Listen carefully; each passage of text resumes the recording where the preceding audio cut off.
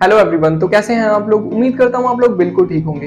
दोस्तों, climate change से हम कहीं ना कहीं अफेक्ट जरूर हो रहे हैं, चाहे वो ज्यादा गर्मी के रूप में हो, असमय हुई बारिश या बाढ़ के रूप में हो, लेकिन पूरा विश्व इस चीज से कहीं ना कहीं अफेक्ट जरूर हो रहा है। तो दोस्तों, हम कहीं ना कहीं तलाश कर रहे हैं एक ऐसे अल्टरनेट की जो फोसिल फ्यूल को रिप्लेस कर सके, यानी कि पेट्रोल डीजल जो फ्यूल्स हैं जो हम इस्तेमाल करते हैं डेली बेसिस पे, उनका एक रिप्लेसमेंट ढूंढने की कोशिश पूरा विश्व कर रहा है। दोस्तों, इसका एक रिप्लेसमेंट है हाइड्रोजन।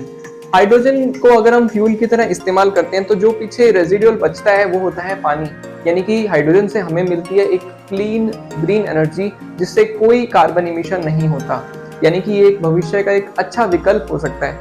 लेकिन दोस्तों, क्या हाइड्रोजन का इस्तेमाल करना इतना ही आसान है?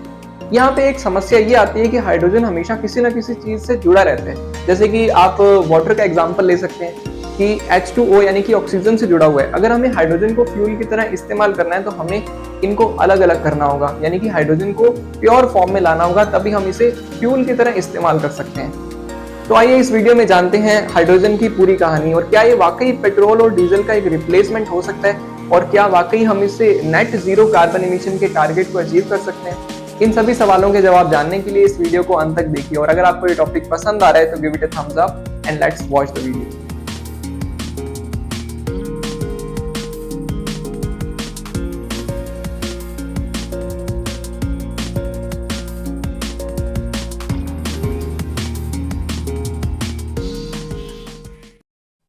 दोस्तों, हाइड्रोजन फ्यूल मेनली तीन टाइप के हैं। पहला है ग्रे, दूसरा ब्लू और तीसरा है ग्रीन। आइए हम इन तीनों विकल्पों को एक एक करके समझते हैं और हम जानते हैं कि हमारे लिए कौन सा बेहतर विकल्प है। दोस्तों, पहला है ग्रे हाइड्रोजन। दोस्तों, ग्रे हाइड्रोजन बनाया जाता है मीथेन गैस का इस्तेमाल करके, यानी कि मेनली इसमें हाइड्रोकार्बन का इस्तेमाल किया जाता है। हाइड्रोकार्बन यानी कार्बन और हाइड्रोजन से मिलकर बना हुआ एक कंपाउंड। अगर इसे आसान भाषा में समझें तो इसमें होता ही है कि जो अपनी मीथेन गैस है उसका फ्लो करवाया जाता है, उसे मिक्स किया जाता है एक तरह से स्टीम के साथ बहुत हाई प्रेशर में। इससे होता ही है कि कार्बन और हाइड्रोजन दोनों अलग अलग हो जाते हैं। लेकिन इसमें समस्या ये आती है कि 1 किलोग्राम हाइड्रोजन को अगर इस मेथड से अलग करें तो उसमें 10 किलोग्राम जो कार्बन है उसका इमिशन हो जाता है, यानी कि हाइड्रोजन अगर 1 किलोग्राम बनानी है तो उसके लिए आपको 10 किलोग्राम कार्बन एनवायरमेंट में इमिट करना पड़ेगा। तो कहीं ना कहीं ये मेथड तो हमारे लिए कार्बन इमिशन का मेथड हो गया, ये कहीं से भी ग्रीन मेथड तो बिल्कुल नहीं लगता। और CO2 के इतने ज्यादा इमिशन की वजह से ही इसे कहा गया है ग्रे हाइड्रोजन। कहीं ना कहीं नाम से ही ये चीज स्पष्ट हो जाती है। दोस्तों, दूसरा मेथड है ब्लू हाइड्रोजन को गेन करने का। उसमें मेथड बिल्कुल यही है कि मीथेन को फ्लो करवाया जाता है स्टीम के साथ बहुत हाई प्रेशर पे, लेकिन फर्क इतना सा है कि जो कार्बन का इमिशन हम डायरेक्ट एनवायरमेंट में कर रहे थे, उस कार्बन को, उस CO2 को स्टोर करके रख लिया जाता है। 60% से ज्यादा इमिशन रोक दिया जाता है, यानी कि वो CO2 फर्दर यूज करने के लिए स्टोर कर ली जाती है और एनवायरमेंट पे उतना बुरा इंपैक्ट नहीं पड़ता, और कहीं ना कहीं एनवायरमेंट पे होने वाले इंपैक्ट को रिड्यूस कर दिया गया है। दोस्तों, तीसरा मेथड आता है ग्रीन हाइड्रोजन, यानी कि नो कार्बन इमिशन, जिससे हमें पूरी तरीके से क्लीन हाइड्रोजन मिलती है, पूरी तरीके से क्लीन एनर्जी मिलती है एक तरह से। दोस्तों, इस मेथड में इलेक्ट्रोलाइसिस का यूज किया जाता है, और सिंपल भाषा में आपको समझाऊं तो होता यह है कि पानी के अंदर इलेक्ट्रिसिटी का फ्लो करवाया जाता है हाइड्रोजन और ऑक्सीजन को अलग करने के लिए। जो ऑक्सीजन अलग होती है उसे एनवायरमेंट में छोड़ दिया जाता है, और जो हाइड्रोजन होती है उसका इस्तेमाल स्टोर करके फ्यूल की तरह किया जा सकता है। दोस्तों, इसमें जो इलेक्ट्रिसिटी यूज हुई है इलेक्ट्रोलाइज प्रोसेस के लिए, उसे भी रिन्यूएबल एनर्जी रिसोर्सेज से ही लिया जाता है, यानी कि विंड या फिर सोलर एनर्जी का इस्तेमाल करके जो इलेक्ट्रिसिटी बनाई जाती है उसी का इस्तेमाल किया जाता है इलेक्ट्रोलाइसिस प्रोसेस में। तो इस तरीके से ये एनर्जी पूरी तरीके से क्लीन एनर्जी है, एक फ्यूचर का एक बहुत इंपॉर्टेंट सोर्स है, और इससे हम कह सकते हैं कि ये एक नेट जीरो इमिशन को शो करती है, यानी कि इस पूरे प्रोसेस में कहीं भी कार्बन का इमिशन नहीं होता, क्योंकि जो इलेक्ट्रिसिटी इस्तेमाल की गई वो भी रिन्यूएबल सोर्स से ली गई, और इलेक्ट्रोलाइसिस प्रोसेस में कहीं भी कार्बन का इमिशन हुआ ही नहीं, क्योंकि जो आपने एलिमेंट यूज किया उसमें कार्बन है ही नहीं, उसमें सिर्फ दो ही तत्व हैं, हाइड्रोजन और ऑक्सीजन। ऑक्सीजन अलग करके एनवायरमेंट में छोड़ दी जाती है, हाइड्रोजन का इस्तेमाल स्टोर करके फ्यूल्स की तरह किया जाता है। दोस्तों, हाइड्रोजन से जुड़ी हुई और भी कई मजेदार बातें हैं, जैसे कि हाइड्रोजन पेट्रोल से लगभग 3 गुना ज्यादा एफिशिएंट है, यानी कि 3 गुना ज्यादा एनर्जी प्रोड्यूस होती है हाइड्रोजन से एज कंपेयर टू पेट्रोल।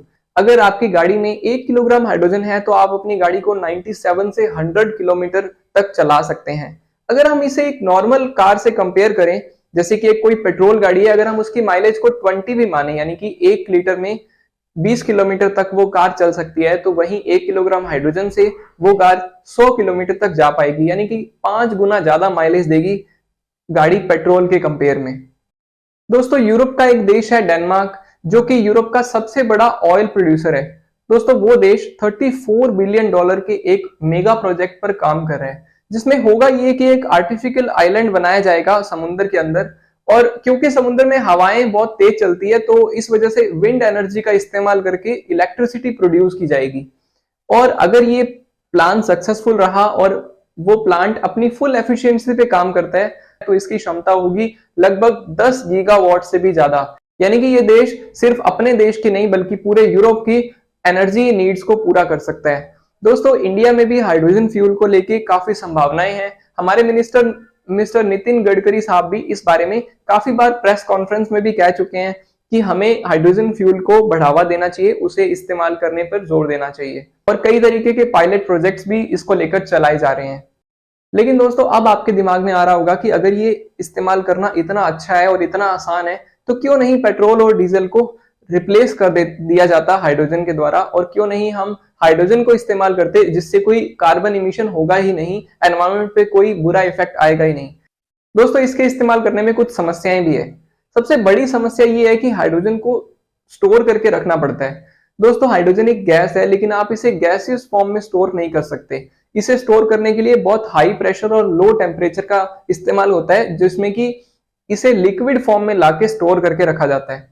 तो ये भी एक बहुत बड़ी समस्या है हाइड्रोजन के साथ। और दूसरी समस्या ये है कि हाइड्रोजन बहुत फ्लैमेबल गैस है और ऑक्सीजन के संपर्क में आते ही एक ब्लास्ट की तरह ये जल उठेगी। तो दोस्तों, ये दोनों ही चीजें कहीं ना कहीं थोड़ी समस्या पैदा करती है हाइड्रोजन के इस्तेमाल को लेके। दोस्तों, एक समस्या ये भी है कि अगर आप हाइड्रोजन का इस्तेमाल कर रहे हैं तो आपको बड़े फ्यूल टैंक की आवश्यकता होगी। कहीं ना कहीं आपको बड़े फ्यूल टैंक्स का इस्तेमाल करना होगा अपनी गाड़ी के अंदर, अगर आप हाइड्रोजन का इस्तेमाल करना चाहते हैं तो। दोस्तों, इन सभी समस्याओं के बाद भी हाइड्रोजन हमारे लिए एक बहुत बेहतर विकल्प हो सकता है, क्योंकि इससे कोई भी कार्बन इमिशन नहीं होता और ये एनवायरमेंट के लिए कोई खतरा नहीं है इसमें। अब मजेदार बात ये होगी कि देखते हैं कि आने वाले समय में क्या इंडिया और पूरा विश्व हाइड्रोजन को फ्यूल की तरह इस्तेमाल करने के लिए तैयार हो पाता है या नहीं। दोस्तों, आपको ये टॉपिक कैसा लगा कमेंट में जरूर बताइएगा, और अगर आपको ऐसे ही किसी और इन्फॉर्मेटिव टॉपिक पर कोई वीडियो चाहिए तो आप कमेंट बॉक्स में सजेशन दे सकते हैं। Till then, take care and bye bye.